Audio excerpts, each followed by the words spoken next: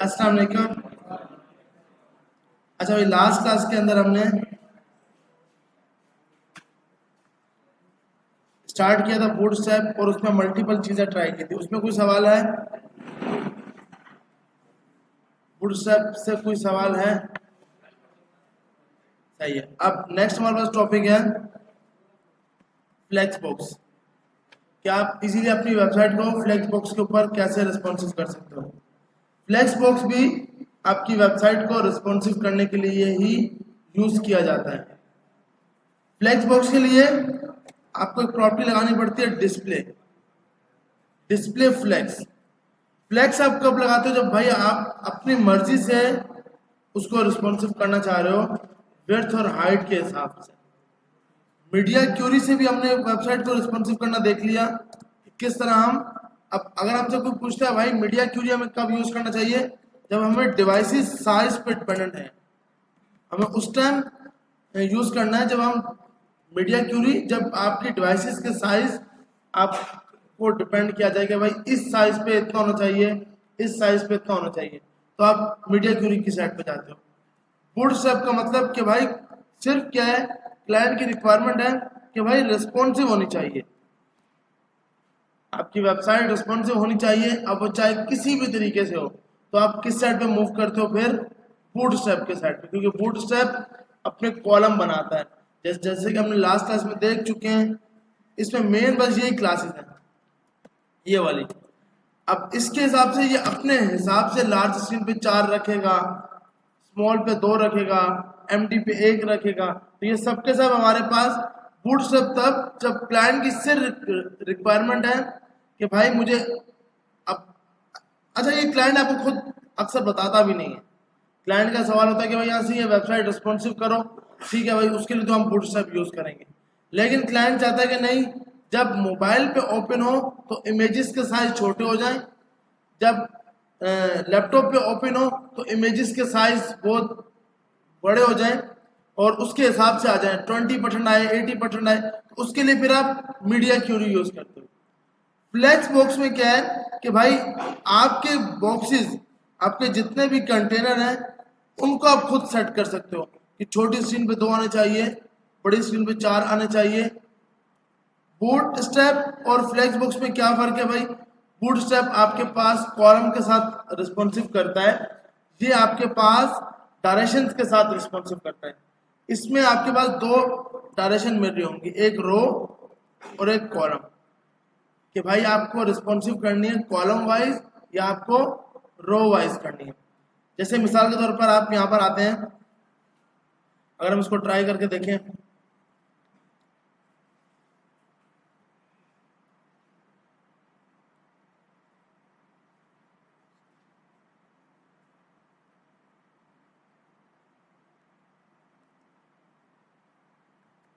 तो एनिमेशन को ट्राई किया था, तो उसमें कोई सवाल है?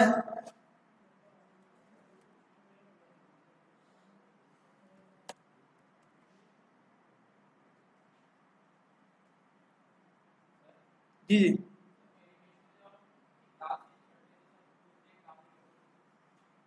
मतलब अगर आपने इसकी स्टाइलिंग जो लगाई थी, ठीक है, अब हमारे पास यहाँ पे है ना, इसने क्लास डिफाइन की हुई है।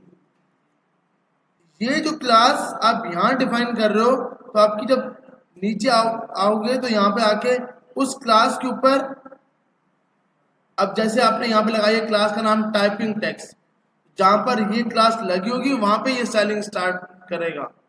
अब जैसे अगर टाइपिंग टेक्स्ट यहाँ पर है और आपने इसको सर्च किया कि टाइपिंग टेक्स्ट, तो अब यहाँ पर जाकर टाइपिंग टेक्स्ट की क्लास इसने लगाई हुई है कि एनिमेशन जो क्लास फर्स्ट क्लास है उसमें एक तो टाइपिंग टेक्स्ट की क्लास लगा दो और एक टाइपिंग 1 की क्लास, एक साथ दो एनिमेशन लगा रहा है, सिंपल। और यहाँ पर आपके पास ये जो सी क्लास है एनिमेशन टेक्स्ट वाली, इसके अंदर जाकर आपने अपना एनिमेशन बताया है। टाइपिंग इफेक्ट के अंदर यहाँ से टाइप को का डेटा डाला है, जिसके अंदर फ़ॉन्ट साइज सेट किया है, फ़ॉन्ट वेट सेट किया है, कलर और मार्जिन बॉटम। नीचे आके आपने एनिमेशन जो सेट किया है वो टाइपिंग 1 की क्लास में की है, जिसका ऊपर लिखा हुआ है स्टाइल नंबर 1, जिसके अंदर सबसे पहले इसने एनिमेशन की प्रॉपर्टी डाली फिर एनिमेशन का नाम डाला, जो आप की फ्रेम का नाम होगा, जब आप की फ्रेम के आगे नाम पास करते हो। उसके बाद आपको बोला कि भाई कितने टाइम तक चलना चाहिए, तो आपने बोला वो चीज 3 सेकंड तक चले। उसके बाद स्टेप्स कि 30 विड्थ के हिसाब से स्टार्ट करें, स्टार्टिंग की विड्थ 30, फिर उसमें 30 प्लस करें, फिर उसमें 30 प्लस करें और एंड तक जाता रहे। स्टेप्स का मकसद होता है कि उसमें कितनी कितनी विड्थ वो डालता रहे। अगर आपको विड्थ 40% बढ़ानी है तो अब स्टेप में 40 डाल दोगे। पहले 0 थी, फिर विड्थ 40 हुई, फिर 80 हुई, फिर 120, मतलब पिछली में 40 प्लस करते जाओ। और उसके बाद एंड में बोला भाई जितनी भी है सबकी सब दिखा दो। फिर इसने एक और एनिमेशन इसके साथ यूज की है, आप एक साथ मल्टीपल एनिमेशन यूज कर सकते हो। जैसे यहां पर इसने एक यूज की टाइपिंग 1 और सेकंड उसने यूज की ब्लिंक -1, एक एक स्टेप का हो और स्टेप एंड। यहां पर इसने बताया कि खुद ब खुद अपने हिसाब से रिस्पॉन्सिव करो, जहां वो उस पर एनिमेशन डालो। यहां पर हम उसको स्टेप बता रहे थे कि आपने कितनी कितनी विड्थ इंक्रीज करनी है। यहां पर आपने सिर्फ बताया स्टेप माइनस एंड, स्टार्ट से लेकर एंड तक चलो। आप यहां पर ये भी लिख सकते हो, अगर आपको स्टेप्स यहां पर भी बनाने हैं कि ब्लिंक होता हुआ 40 से हो या 50 से हो एंड तक चले, ये भी आप लिख सकते हो। इसमें क्या है, ये जो चीज लिखी है इससे परेशान नहीं होना। स्टेप्स का मतलब कितनी कितनी वो विड्थ बढ़ाता जाए आगे। 40 स्टार्ट किया, अब इसमें 40 प्लस करता जाएगा और एंड तक जाएगा। और ये जो आपने लिखा था स्टेप माइनस एंड, इसका मकसद है कि स्टार्ट से लेकर एंड तक लेके जाओ, अपनी मर्जी से स्टेप बनाओ, हम कोई स्टेप नहीं बता रहे। आ रही समझ? और उसके बाद इनफिनाइट का मकसद के हर टाइम चलता रहे, ये सिर्फ फर्स्ट टाइम चलेगा और ये आपके पास बार बार चलेगा। तो आपने यहाँ पर 2 एनिमेशन पास किए हैं, टाइपिंग 1 का और ब्लिंक 1 का। अगर हम टाइपिंग 1 में जाते हैं तो ये सिंपल क्या कर रहा है, फ्रॉम विड्थ 0 से लेकर विड्थ 100% तक, ये टाइपिंग 1 का इफेक्ट है। ब्लिंक 1 क्या कर रहा है, अपने बॉर्डर को चेंज कर रहा है। पहले बॉर्डर का कलर रख रहा है ट्रांसपेरेंट और बाद में रख रहा है ब्लू कलर का। इस ब्लिंक का मकसद ये आपके सिर्फ बॉर्डर का कलर चेंज करेगा और ये उसकी विड्थ को बढ़ाता जाएगा और यूजर को लगेगा कि टेक्स्ट लिखा जा रहा है। आ रही समझ? ये 2 एनिमेशन जो इसने यूज की हैं, सिंपल इसने टाइपिंग 1 की क्लास बनाई जिसमें एनिमेशन बताई। ये क्लासेस तो हम पहले पढ़ चुके हैं, बॉर्डर वगैरह लगाना। मेन ये इसने सबसे पहले आपने एनिमेशन लगाई, एनिमेशन का नाम, एनिमेशन का टाइम ड्यूरेशन, स्टेप्स, ये आपने बताए। सेकंड फिर से आपने दूसरी एनिमेशन का नाम, टाइम, स्टेप्स, और अगर वो बार बार चलता रहे तो इनफाइनाइट। तो आपने नीचे आकर ये जो नाम लिखा था टाइपिंग 1, यहाँ पे आके लिखा @ की फ्रेम, आपकी टाइपिंग का नाम फ्रॉम 0 से स्टार्ट करे और 100% तक जाए। नीचे वाले के अंदर ब्लिंक 1 के अंदर फ्रॉम और टू, स्टार्ट भी इसी से करे एंड भी इसी पे करे, लेकिन जब 50% पे पहुंचे तब बॉर्डर का कलर ये हो जाए। आ रही समझ? स्टार्टिंग और एंडिंग में बॉर्डर का कलर ट्रांसपेरेंट रखना, लेकिन जब आप 50% पे पहुंचो तो आप ये कलर दे देना बॉर्डर का। सही? मतलब आपके पास अगर यहां से लेकर सपोज एक लाइन लगी है मिसाल के तौर पर, अब यहां पर क्या है कि स्टार्टिंग में भी बॉर्डर यही रखेगा, एंड में भी यही रखेगा, लेकिन जब 50% पे पहुंचेगा तब ये कलर कर देगा। इस लाइन का ये मकसद है। फ्रॉम टू, फ्रॉम और टू दोनों पर बॉर्डर का कलर ट्रांसपेरेंट रख देना और 50% पे जाकर बॉर्डर का कलर ये कर देना। हम यहाँ जाते हैं सिर्फ फर्स्ट वाले जितने भी हैं,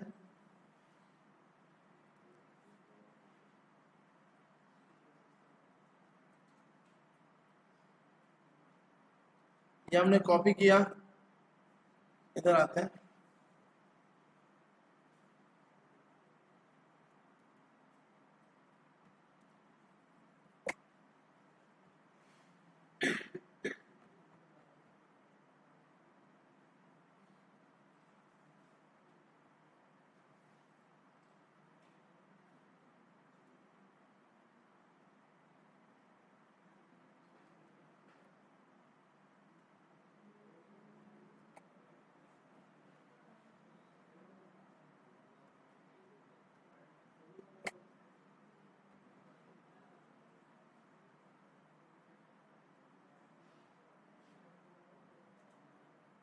ठीक है, अब स्टार्ट करता है।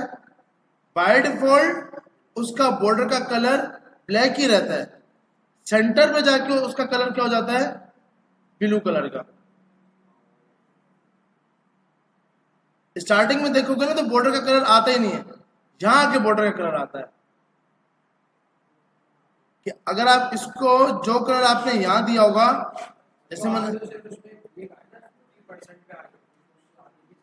हाँ तो उसके एंड पे आपने देखें, जब वो एंड पे जाएगा ना 100% पर, अगर मैं 100% करता हूं, अब आपने पेज पे रिफ्रेश किया, अब बीच में जब जब उसका 50% होगा तब तब फ्रॉम, मतलब आप आपका ये देखो, ये पूरी लाइन स्टार्ट की इसने, फ्रॉम से हुआ, बीच में 50% में पहुंचा, क्योंकि इस पूरी सीन को इसने डिवाइड किया हुआ है मल्टीपल स्टेप्स के अंदर। जितनी, नहीं नहीं, मतलब आपके जो जो टैक्स है ना, इसके अंदर पहले ये दिखाया, फिर गायब हुआ, फिर क्योंकि वो आपने ऊपर बताया है इनफाइनाइट चलते रहना, कि आना और फिर चले जाना हर बार। अगर हम ये हटाते हैं इनफाइनाइट, अब हम यहाँ पे आते हैं। अब क्या है, अब आपके पास बाय डिफॉल्ट रेड कलर रहा, और फिर उसने बॉर्डर ट्रांसपेरेंट मार दिया। क्यों? कि हमने सिर्फ बोला है एक बार चलना, 50% पे चल के खत्म हो जाना। अब हमने बोला हुआ है इनफाइनाइट, कि भाई चलते रहना जब तक आप एंड लाइन पे ना पहुंचो। अब क्या है कि अब जब आप पेज पे रिफ्रेश करते हो, अब ये स्टार्ट से लेकर एंड तक चलेगा, और बार बार उसके अंदर ब्लिंक का डाल रहा होगा। उसके बाद दूसरा हमने देखा था ये वाला टाइपिंग टू वाला, जिसके अंदर इसने आपके पास टेक्स्ट की एनिमेशन के ऊपर स्टाइलिंग की थी। अगर आप यही उठाकर इसको कॉपी करते हैं,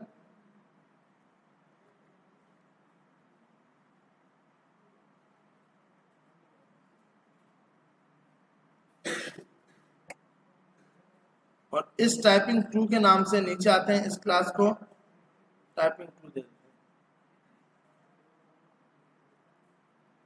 ये हमने कल की क्लास में देखा था कि भाई इसका कलर चेंज होगा। अब हर बार ये आपके पास कलर चेंज कर रहा होगा। उसके बाद तीसरे वाला,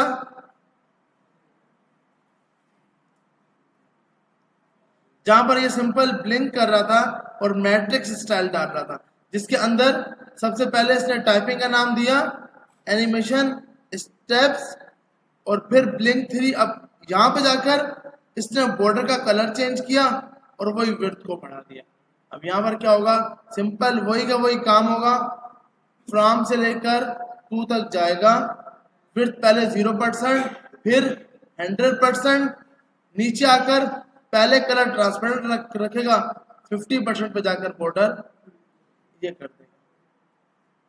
उसके बाद इसके अंदर इसने एक तो ऊपर, ये तो बाय डिफॉल्ट हम कर चुके हैं, टेक्स्ट पे शेडो डालना। नीचे आकर इसने ये एनिमेशन लगाई है, फ्रॉम और टू पे वही की वही टाइपिंग इफेक्ट, यहां पर आकर इसने इस कलर में सिंपल आपको पास करा दिया। अब क्या होगा कि ये क्यों ऊपर शेडो लगा होगा, तो शेडो की वजह से आपका आउटपुट में शेडो भी शो करा रहा होगा। अगर आप ये इसको चेक करते हो टाइपिंग 4 को, ये टाइपिंग 4 के अंदर हमारे पास किस तरह की स्टाइलिंग करेगा। ये फाइल मैंने आपको दी थी इसलिए कि आप यूज करते हैं, लेकिन माशाल्लाह किसी ने भी ट्राई नहीं किया, हिम्मत ही नहीं हुई, है ना? हिम्मत करनी थी ना यार।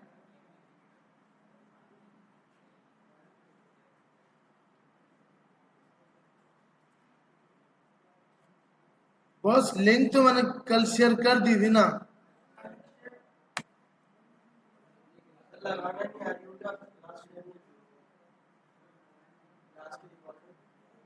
सिंपल टेक्स्ट के ऊपर लगाएंगे ना, और कहाँ लगाएंगे।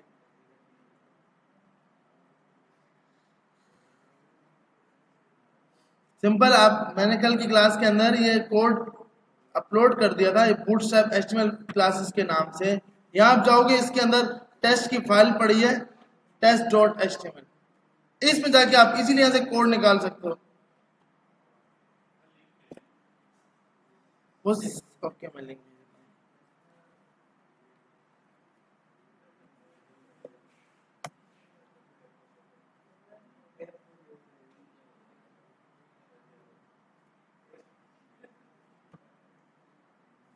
ये लिंक मैंने एयरफोर्स से रखी है, अब मिल जाएगी इंशाल्लाह।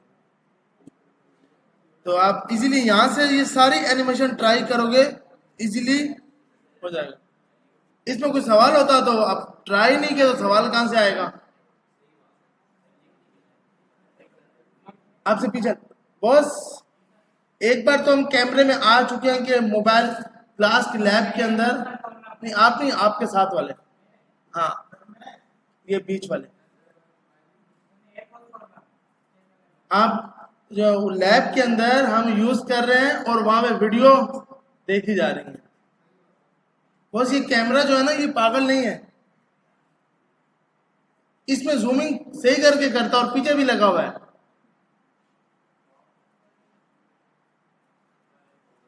तो कोशिश करेंगे, अगर सबूत देखना है कि नहीं सर आप झूठ बोल रहे हो, तो दिखाऊंगा सबूत भी, क्योंकि इस पर ट्रेनर की सुनाई जाती है, इसको ट्रेनर का सुनना पड़ता है कि क्या चल रहा है, क्या पढ़ा रहे हो। बॉस मैं आपको बोल ही नहीं रहा, बीच वाला मैंने आपको बोला ही नहीं है। तो कोशिश करें कि देखिए लैब के अंदर आप अगर अपने सिस्टम को यूज करना चाह रहे हैं ना, तो सिस्टम को यूज करें, ऐसा ना हो कि नेक्स्ट टाइम हमें सिस्टम पे बैठने भी ना दिया जाए।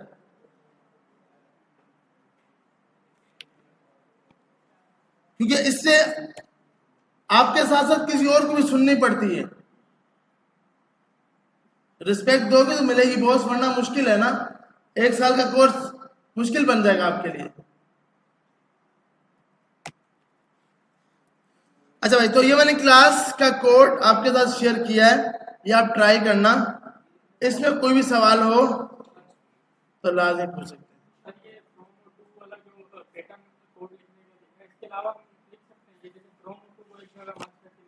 हाँ मतलब एक साथ दोनों भी लिख सकते हैं। आप इस तरह भी कर सकते हैं कि 0% पे ये आ जाए, कि जब 0% हो तो ये स्टाइलिंग करे, 20% हो तो ये सारी आप उसको 1 बाय 1 स्टेप बता सकते हो। 0 पर इतनी विड्थ बढ़े, 10 पर इतनी बढ़े, 20 भी इतनी बढ़े, ये आप खुद यहाँ दे सकते हो उसको, जितनी इतनी आपने बढ़ानी है। ये या तो फ्रॉम और टू देते हो या परसेंटेज देते हो। जी जी,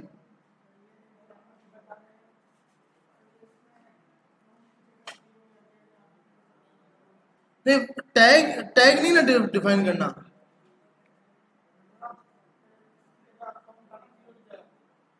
यहाँ पर, यहाँ फ्रॉम और 2,2, हाँ ये लगा सकते हैं, मतलब टू भले पहले हो, फ्रॉम बाद में, उसका कोई मसला नहीं है।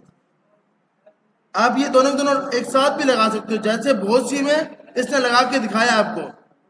आप चाहे जैसे ये वाला है, फ्रॉम और टू एक साथ लगाया, 50% पे इसने कलर चेंज करवाया।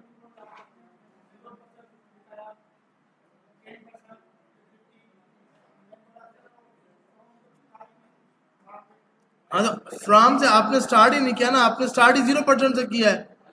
कि जब 0% का मतलब जब आप स्टार्ट कर रहे हो, जब वो लिखना स्टार्ट कर रहा है ना, तब तब क्या हो, फिर 10% पे आके क्या हो, देखो जितनी बड़ी लाइन होगी उसको बार बार 100% में डिवाइड करेगा, जितना टेक्स्ट होगा।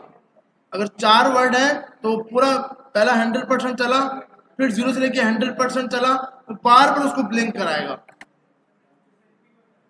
हाँ वो बार बार रिपीट कराएगा, रिपीट तब कराएगा जब लास्ट में ये लगाया होगा इनफाइनाइट।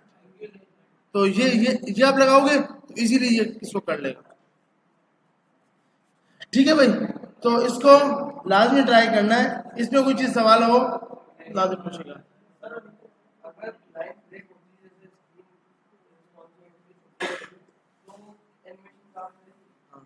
एनिमेशन वो उसके हिसाब से, अब देखें, अगर हम इसको छोटा करते हैं ना और पेज पे जाके आप रिफ्रेश करते हैं, इसलिए हमने यहाँ, अच्छा हमने तो यहाँ से हटा ही दिया, इसके अंदर आते हैं, यहाँ पर आकर इसको आपने स्मॉल कर दिया,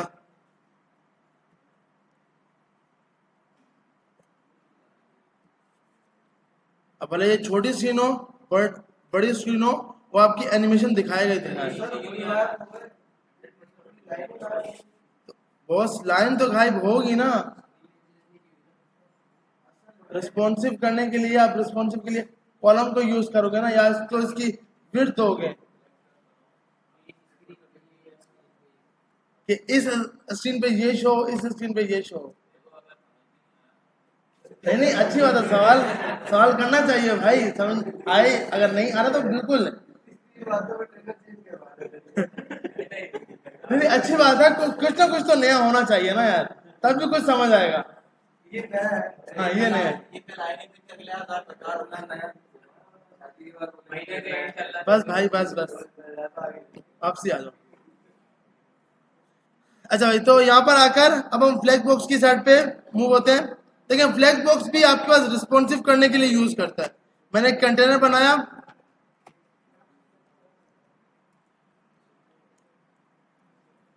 उसके अंदर अब आपने 4 अलग अलग कंटेनर कॉलम बना दिए। ये बूटस्ट्रैप के बगैर हम कर रहे हैं, तो मतलब आपके पास आपने 4 कॉलम बना दिए।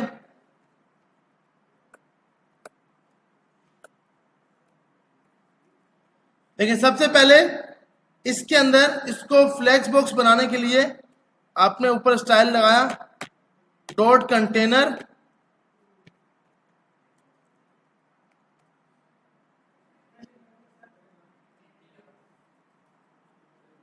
अब हम यहाँ पे आते हैं, अब इसको रिफ्रेश करते हैं। देखिए बाय डिफॉल्ट क्योंकि ये एक कॉलम के अंदर है तो हमें पता है ये 1 बाय 1 यूं करके आएगा, क्योंकि भाई div का टैग ब्लॉक लाइन होता है। ब्लॉक लाइन अपने आप को पहला एक आएगा, फिर दूसरा, फिर तीसरा, फिर चौथा।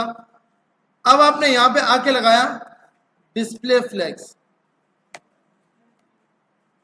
डिस्प्ले फ्लैग्स यहाँ पर आए, जैसे डिस्प्ले फ्लैग्स किया तो ये चेंज हो गया कॉलम से रो के अंदर। अगर आप इधर आते हो, आपने बोला भाई कंटेनर के अंदर जो डिव है इसकी हाइट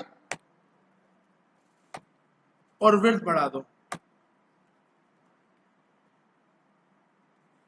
तो तुम्हारे पास जो डिव के जो कंटेनर थे उसने इसकी हाइट को बढ़ा दिया। यहाँ पे आते हैं, इनका बैकग्राउंड कलर दे देते हैं, तुम्हारे पास मल्टीपल पे कलर आ गया। आप यहाँ पर आकर ऐसा करते हैं, क्लास दे देते हैं क्लास 1, यहाँ पर आकर क्लास 2,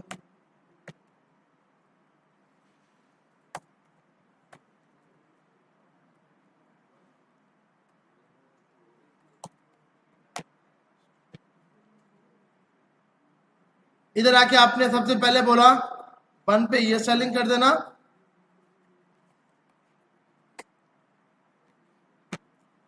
और 2 के ऊपर ये स्टाइलिंग कर देना, और उसका सिर्फ बैकग्राउंड कलर चेंज कर दिया। तो तुम्हारे पास सिंपल 4 एक कंटेनर आ गया।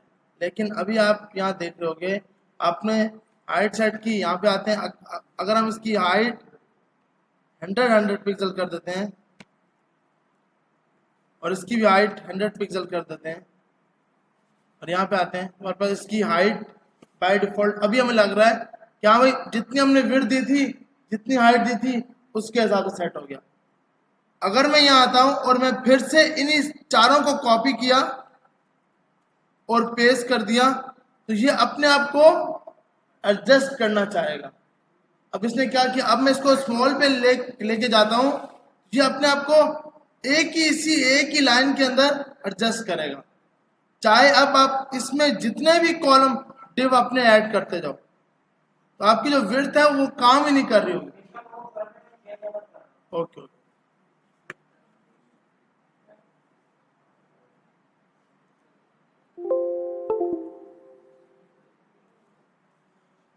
तो फ्लेक्स बॉक्स जब आप बाय डिफॉल्ट इसकी जो डायरेक्शन होती है वो रो होती है। फ्लेक्स की डायरेक्शन हमारे पास क्या होगी, रो। तो अब वो आपका उसकी विड्थ पे काम ही नहीं करेगा, जितनी विड्थ आपने दी होगी उसके ऊपर काम ही नहीं करेगा। देखिए उसके लिए फिर आप क्या है कि हल क्या हमें क्या करना चाहिए, उसमें फ्लेक्स बॉक्स ने खुद एक प्रॉपर्टी दी है फ्लेक्स रैप की। फ्लेक्स रैप, वहां पे जब आप फ्लेक्स रैप करते हो तो इसका ये काम होता है कि भाई जो हमने विड्थ दी है और हाइट दी है वो काम करे। ऐसा ना हो कि अपनी मर्जी से तुमने हाइट भी रख दी और विड्थ भी रख दी। उसके लिए आप फ्लेक्स रैप को यूज करते हो। तो अच्छा, इसको फ्लेक्स बॉक्स को हमें कहाँ यूज करना चाहिए, जब आपके पास कोई इमेज गैलरी हो कि जहाँ छोटी विड्थ आए। अक्सर होता है ना कि इमेज गैलरी के अंदर आपने पूरी गैलरी बनाई हुई है, कहीं छोटी इमेजेस हैं, कहीं बहुत बड़ी इमेजेस हैं, कहीं उससे छोटी हैं। तो जब माउस आए तो वो चेंजिंग हो, तो वहां पर आप फ्लेक्स बॉक्स को यूज कर सकते हो। इजीली विड्थ और हाइट इजीली बढ़ा सकते हो उसकी अपने हिसाब से, हर कंटेनर की CSS लगा के। यार नेबर बना तो सकते हो इसके जरिए, लेकिन एक है ना कि आप रिस्पॉन्सिव के लिए फिर आपको जावास्क्रिप्ट के साइड पे जाना पड़ेगा कि छोटी स्क्रीन पे जाए तो वो एक मेन्यू का आइकन आए, उस पर क्लिक हो तो मेन्यू बार खोले। स्टाइलिंग इसके जरिए करा सकते हो, स्टाइलिंग तो हो सकती है, लेकिन खुद आप पूरा पूरा नेबर ऐसा नहीं क्रिएट कर सकते। उसके लिए फिर आपको जावास्क्रिप्ट की जरूरत होती है।